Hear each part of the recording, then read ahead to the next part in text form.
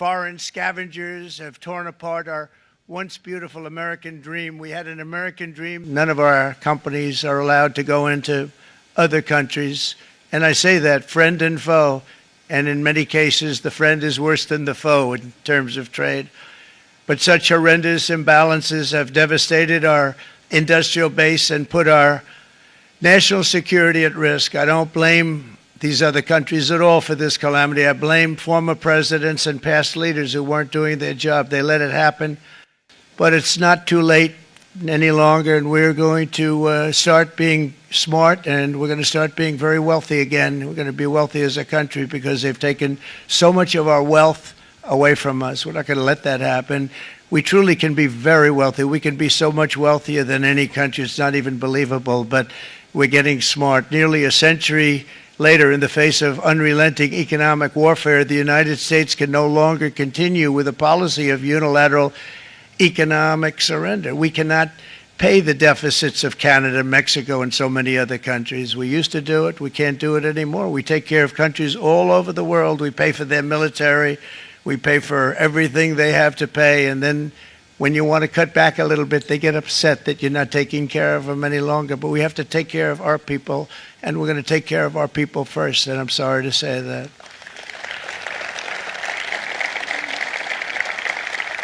And today we're standing up for the American worker, and we are finally putting America first.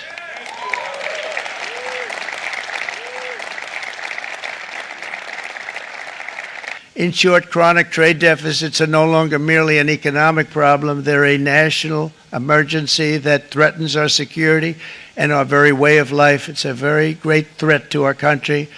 And for these reasons, starting tomorrow, the United States will implement reciprocal tariffs on other nations. It's been a long time since we even thought of that. We used to think about it a lot. We didn't think about it for many decades, and you see what's happened. For nations that treat us badly, we will calculate the combined rate of all their tariffs, non-monetary barriers, and other forms of cheating.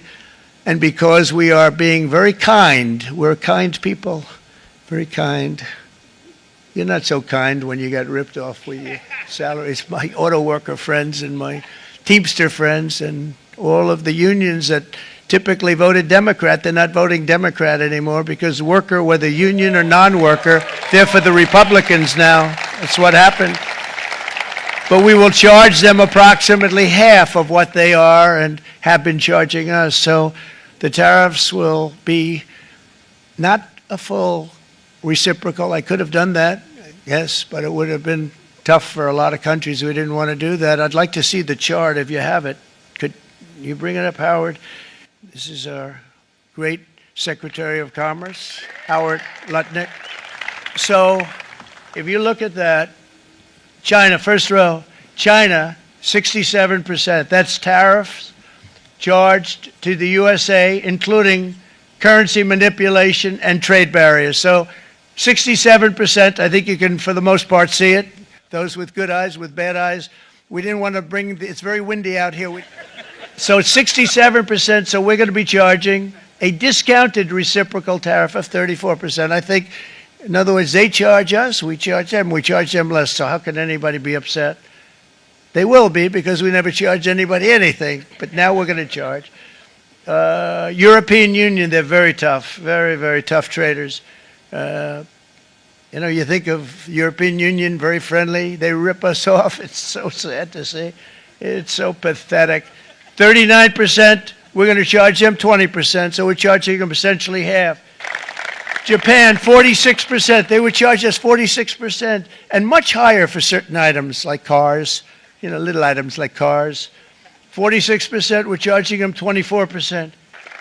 In a few moments, I will sign a historic executive order instituting reciprocal tariffs on countries throughout the world. Reciprocal, that means they do it to us and we do it to them. Very simple, can't get any simpler than that. This is one of the most important days, in my opinion, in American history. It's our declaration of economic independence For years, hardworking American citizens were forced to sit on the sidelines as other nations got rich and powerful, much of it at our expense. But now it's our turn to prosper, and in so doing, use trillions and trillions of dollars to reduce our taxes and pay down our national debt, and it'll all happen very quickly. With today's action, we are finally going to be able to make America great again, greater than ever before.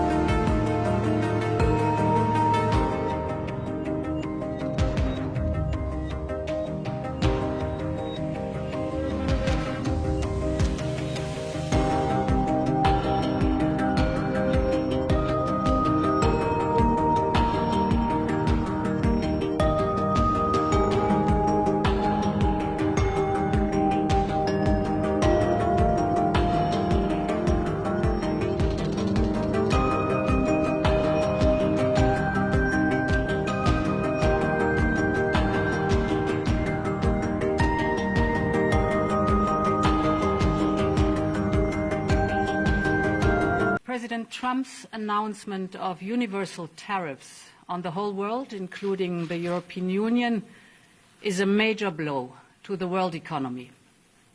I deeply regret this choice. Let's be clear-eyed about the immense consequences. The global economy will massively suffer.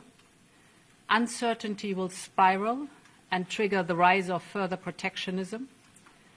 The consequences will be dire for millions of people around the globe, also for the most vulnerable countries, which are now subject to some of the highest US tariffs, the opposite of what we wanted to achieve. The tariffs will also hurt consumers around the world. It will be felt immediately. Millions of citizens will face higher grocery bills, medication will cost more, as well as transportation. Inflation will go up, and this is hurting in particular the most vulnerable citizens. All businesses, big and small, will suffer from day one, from greater uncertainty to the disruption of supply chains, to burdensome bureaucracy. The costs of doing business with the United States will drastically increase. And what is more, there seems to be no order in the disorder, no clear path through the complexity and chaos that is being created as all US trading partners are hit. In the past 80 years, trade between the European Union and the United States has created millions of jobs. Consumers across the Atlantic have benefited from reduced prices. Businesses have benefited from huge opportunities, leading to unprecedented growth and prosperity. And at the same time, we know that the global trading system has serious deficiencies. I agree with President Trump that others are taking unfair advantage of the current rules, and I'm ready to support any efforts to make the global trading system fit for the realities of the global economy. But I also want to be clear. Reaching for tariffs as your first and last tool will not fix it. This is why from the outset we have always been ready to negotiate with the United States to remove the remaining barriers to transatlantic trade. At the same time, we are prepared to respond. We are already finalizing the first package of countermeasures in response to tariffs on steel, and we're now preparing for further countermeasures to protect our interests and our businesses if negotiations fail. We will also be watching closely what indirect effects these tariffs could have, because we cannot absorb global overcapacity, nor will we accept dumping on our markets. As Europeans, we will always promote and defend our interests and our values, and we will always stand up for Europe. But there is an alternative path. It is not too late to address concerns through negotiations. This is why our Trade Commissioner, Maroš Šefčovič, is permanently engaged with his US counterparts. We will work towards reducing barriers, not raising them. I know that many of you feel let down by our oldest ally. Yes, we must brace for the impact that this will inevitably have. Europe has everything it needs to make it through the storm. We are in this together. If you take on one of us, you take on all of us. So we will stand together and stand up for each other. Our unity is our strength. Europe has the largest single market in the world, 450 million consumers. That is our safe harbor in tumultuous times. And Europe will stand at the side of those directly impacted. We have already announced new measures to support the steel and cars sectors. Last week, we limited the amount of steel that can be imported to Europe tariff-free. This will give more breathing space to these strategic industries. Now, we will also convene strategic dialogues with the steel, the automotive, and the pharmaceutical sectors, and others will follow. Europe stands together for our business, for our citizens, and for all Europeans, and we will continue to build bridges with all those that, like us, care about fair and rules-based trade as a basis for shared prosperity. Thank you. 美方打着对等的幌子，对包括中国在内的多国输美产品加征关税，严重违反世贸组织规则，严重损害以规则为基础的多边贸易体制。中方对此坚决反对，将采取必要措施，坚定维护自身正当利益。中方多次强调，贸易战、关税战没有赢家，保护主义没有出路。中方敦促美方纠正错误做法，以平等、尊重、互惠的方式，同包括中国在内的世界各国磋商解决贸易分歧。美国单方面加征关税，违反世贸组织规则，损害的是各国人民的共同利益，也无助于解决美方自身的问题。大家看得很清楚，越来越多的国家反对美国加征关税等单边霸凌行径。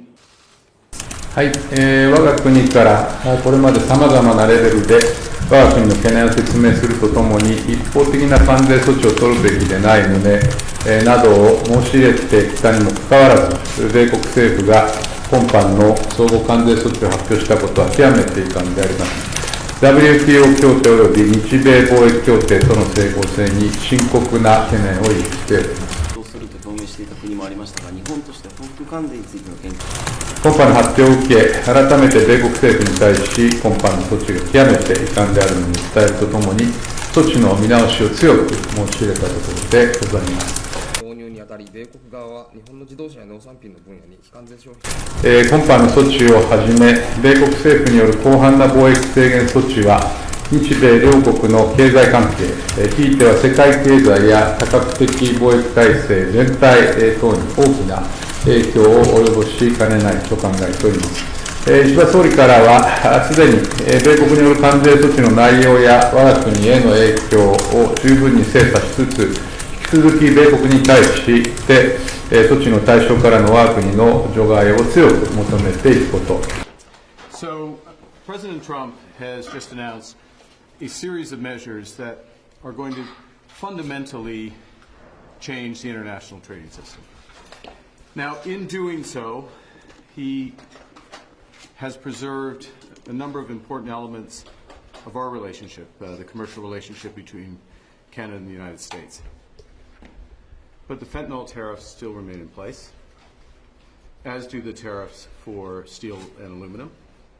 As of this evening, the tariffs on automobiles will enter into force, and the U.S. has signaled that there will be additional tariffs in so-called strategic sectors, pharmaceuticals, lumber, and semiconductors.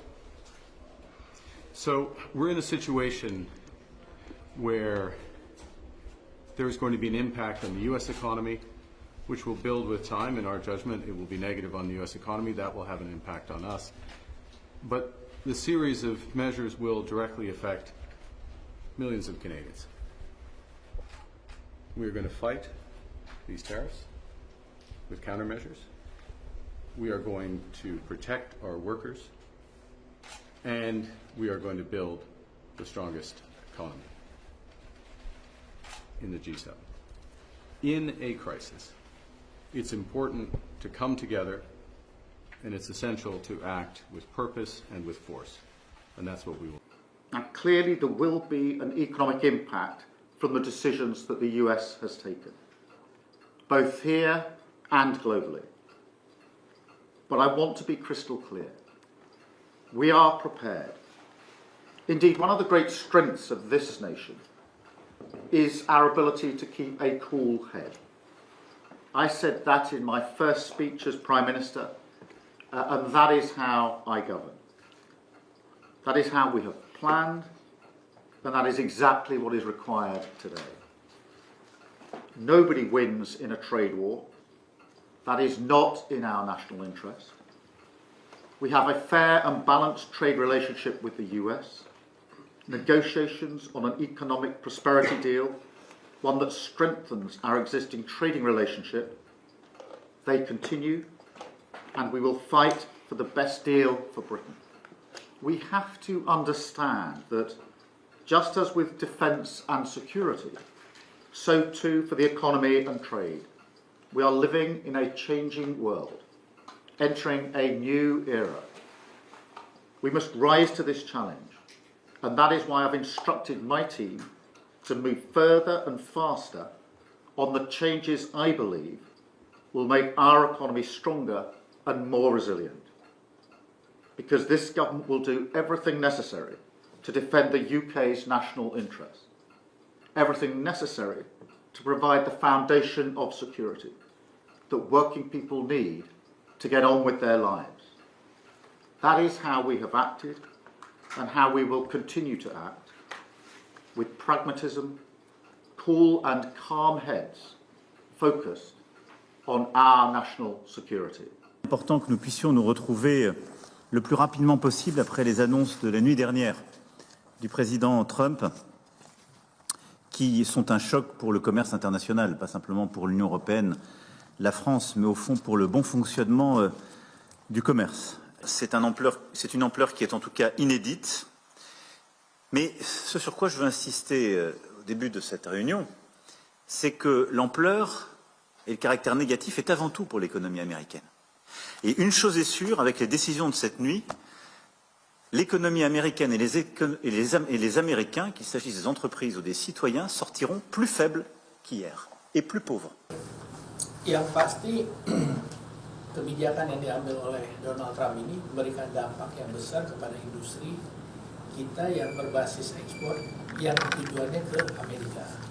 Misalnya seperti mebel, tekstil, ya, maupun yang produk-produk lain. Nah ini dampaknya kenapa besar itu kenapa? Karena ini perusahaan ini menyangkut yang menengah kecil ke bawah. Ini harus menjadi perhatian. Nah sebetulnya menurut saya pemerintah kalau sejak waktu zaman COVID dulu sudah melihat bahwa ada ancaman karena COVID, mestinya ini juga sudah bisa kita atasi mestinya. Ya, nah kita kan belum, saya kurang melihat ada apa sih langkah pemerintah untuk mengatasi perubahan-perubahan ataupun apa saja yang terjadi di global ini sendiri. Itu yang saya lihat belum jalan. Oleh karena itu, pemerintah harus mengevaluasi, melihat, jangan kita pikir ekspor itu ya bisnis. Pemerintah harus fokus bagaimana kita bisa menjadi pemenang di pasar global. Harus punya sense seperti itu. Jangan melepas, yang penting kita sudah ekspor, kita di lapangan kerja. Selama ini saya melihat pemerintah masih seperti itu. Bukan kita bagaimana untuk menjadi juara di negara itu sendiri. Ini yang menurut saya kita harus evaluasi secara besar sekarang ini. Udah 2 kali loh, waktu COVID juga demikian, sekarang terjadi lagi. Saya lihat begini deh, dalam kondisi sekarang saya berharap pemerintah satu, kontrol impor dari luar.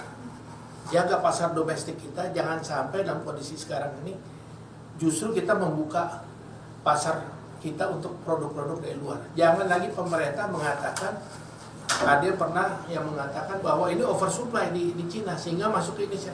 Itu cara berpikir yang salah menurut saya.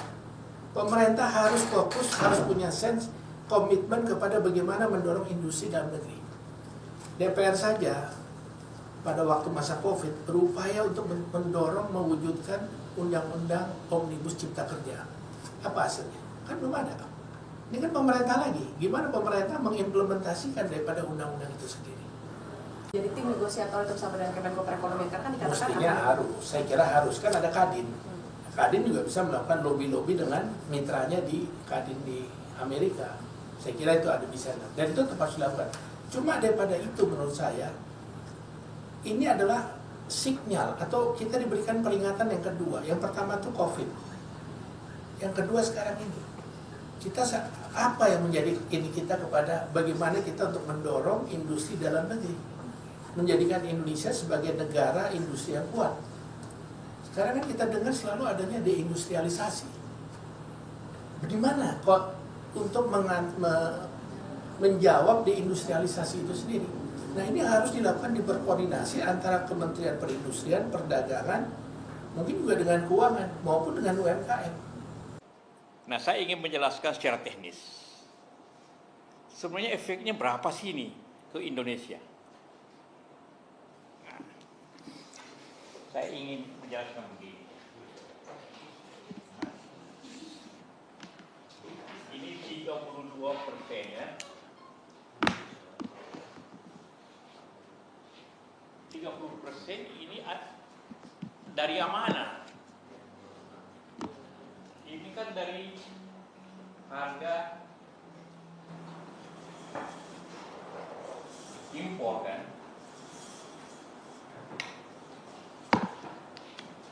Impor.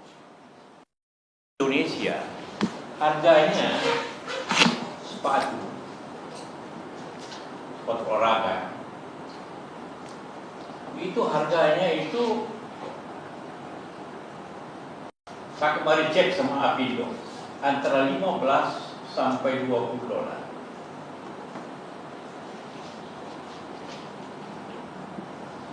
Itu sepatu nih.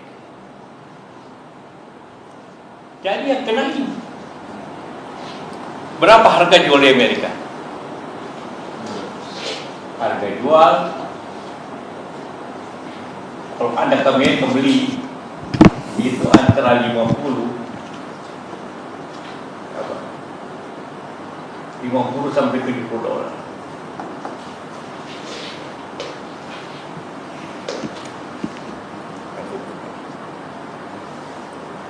Jadi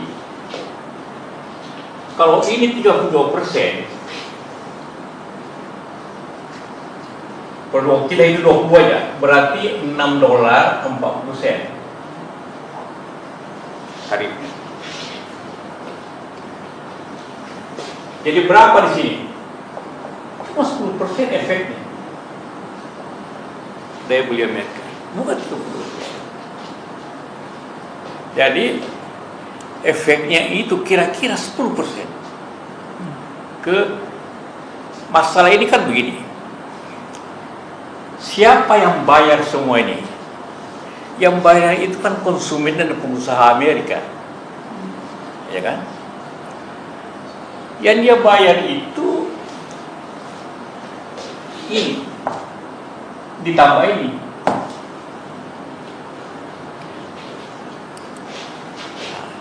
Ditambah 6, bukan 30% dari 50, bukan. Jadi efeknya tidak segegap gempita apa yang dikenakan. Sama yang lain, sama dengan sawit, kita impor sawit. Yes, itu yang kita ekspor itu CPO. Harganya kira-kira $1.000 per ton sekarang ini. Di bawahnya, 900 sekian, katakanlah sih. Itu dijadikan sabun, dijadikan vakum, dijadikan minyak goreng. Itu mungkin harganya 3-4 kali lipat setelah itu.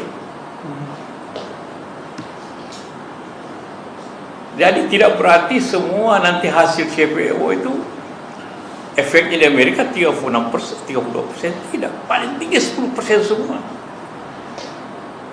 Komponen listrik, itu komponen mobil macam-macam.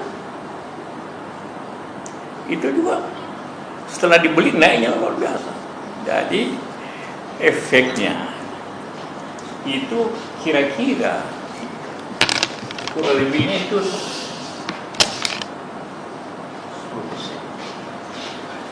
Nah, siapa yang bayar 10% itu? Tentu yang bayar pengusaha dan konsumen.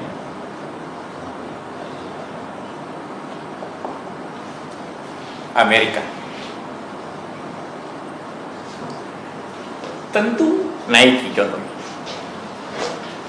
Atau iPhone itu Microsoft. Maka mereka tentu tidak mau usaha. Tentu mereka tidak mau dagangnya habis. Maka mungkin pasti mereka akan efisienkan. Pasti mereka mengurangi mungkin iklannya atau apanya, pegawainya, sehingga dia bisa hemat 5% katanya. Pasti itu. Karena Amerika yang mahal apa? Logistik, toko. Ya pasti efisienkan itu supaya jangan kehilangan konsumen. Jadi ini bisa 5% kurangi. Jadi ini kena hanya bisa 5% saja. Konsumen. Jadi akhirnya efeknya itu tidak besar untuk katakanlah untuk Indonesia kita.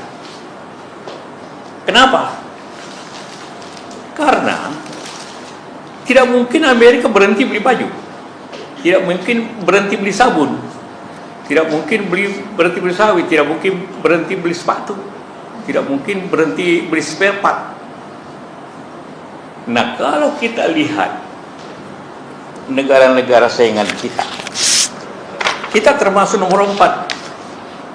China 34, Vietnam 46, Thailand 36. Maka sebenarnya bagi pengusaha Indonesia bisa lebih efisien sedikit dibanding Vietnam. Sehingga keras kita 46% dia. Mungkin kenanya dia 15% efek netnya.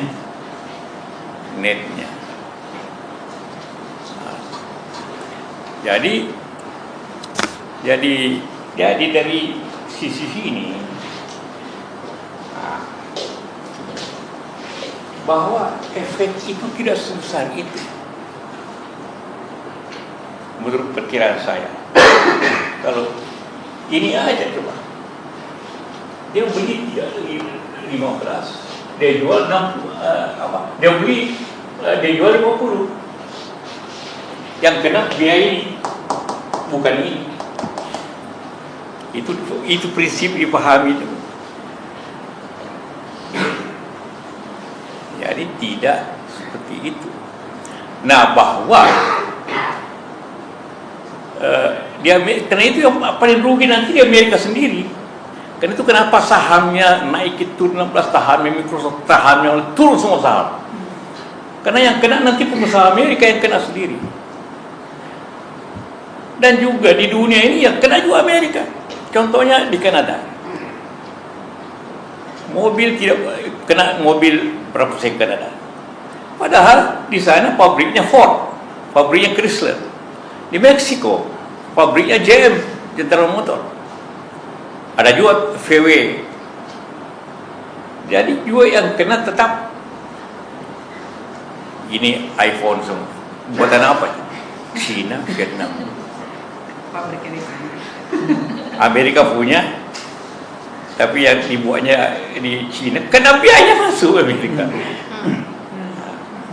Ya. Jadi ini semua sebenarnya pressure, karena ini yang paling banyak kenanya justru Amerika sendiri, yang bayar Amerika. Kok ini? Yang bayar. Dia masuk itu, yang bayar bukan kita yang bayar. Kita efeknya saja, yaitu bahwa daya beli Amerika diperkirakan menurun karena harga naik. Jangan lupa, yang bayar Amerika yang bayar. Tetapi kemana uang itu? Kemana? Jadi tarif itu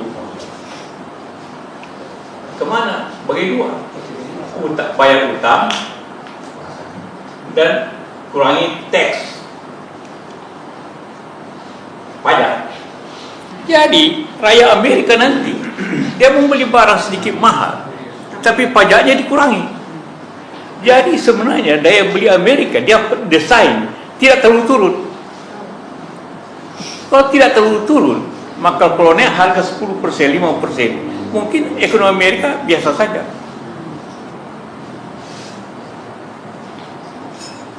Ya.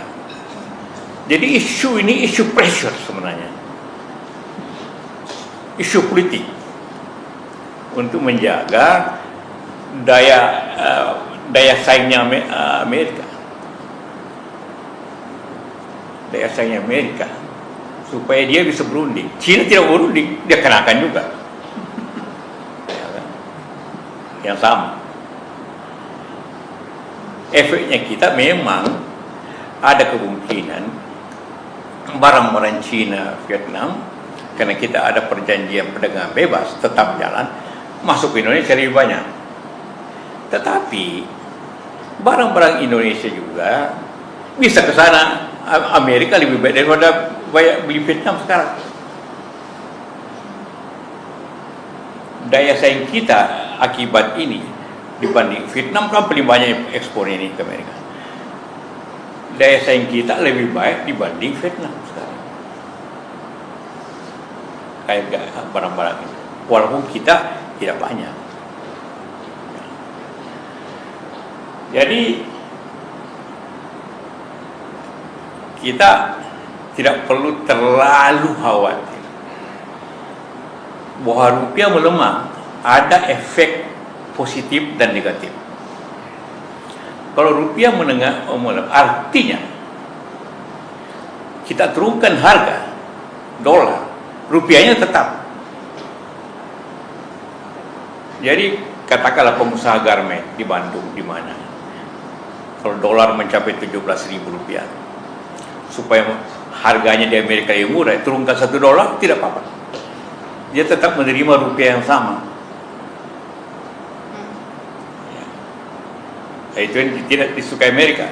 Padahal dia sendiri bikin. Karena bikin dolarnya kuat, kita melemah kan. Bukan kita sengaja. Jadi efek negatif ini. Itu hal yang tentu saya ingin saya tulis sedikit barusan tadi pagi ini. Sama juga lain kat CPO. CPO itu dia paling tinggi juga sepertiga 30% harganya, karena setelah itu jadi sabun di Amerika, jadi minyak goreng, harganya bisa berkali-kali lipat, 3 kali lipat. Yang kena cuma CPO-nya. Harga sabunnya mungkin naiknya cuma 5%. Daya beli. Kan ini kan masalah yang ditakutkan dunia ini, daya beli Amerika menurun. Sehingga tidak membeli lagi barang kita, sehingga pabrik tutup, sehingga banyak PHK. Semua langsung orang bicara PHK. Kira-kira yang PHK siapa? Pabrik baju cuma kena 10%. Sepatu tetap 10% maksimum. Kalau rupiah melemah, dia dapat rupiah yang sama. Gaji buruh tidak naik.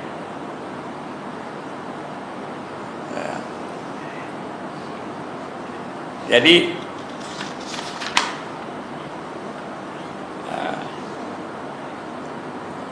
itu kira-kira yang saya ingin.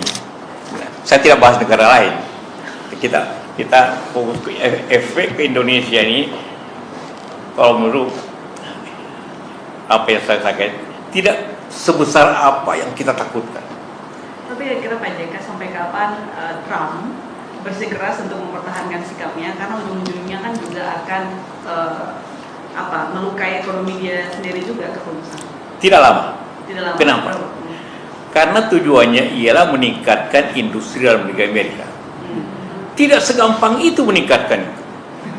Pertama, katakanlah kasus Indonesia ingin agar pabrik sepatu tetap di Amerika. Di mana buruhnya, dari mana? Bagaimana mempersiapkan pabrik berapa bulan?